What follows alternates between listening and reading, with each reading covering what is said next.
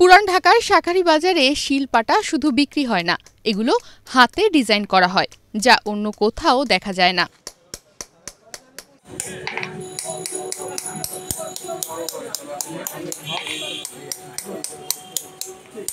এই ডিজাইন করার জন্য প্রথমে শিল বা পুঁতা বেছে নেওয়া হয়। এরপর কারিগরের দক্ষ হাত দিয়ে পাটার ওপর সূক্ষ্ম খোদাই করা হয়, যা চন্দন বাটা, বাড়ির সাজসজ্জা বা শিল্পের কাজে ব্যবহার করা হয়।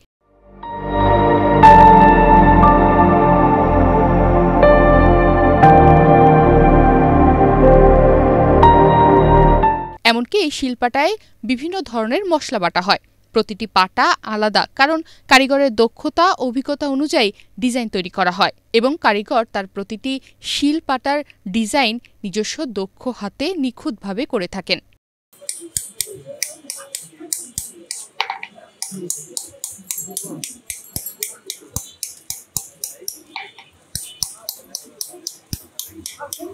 এই প্রক্রিয়া সম্পূর্ণ হাতে করা হয়, কোনো মেশিন ব্যবহার করা হয় না। তাই প্রতিটি পাটার ওপর রয়েছে এক ধরনের অনন্যতা। একই সাইজ হলেও প্রতিটি পাটা আলাদা এবং বিশেষ। এমনকি একই ধরনের ডিজাইন করার ক্ষেত্রেও ডিজাইনের কোনো ভেদাভেদ থাকে না, যেন নিখুঁত হাতে আঁকা এক শিল্প।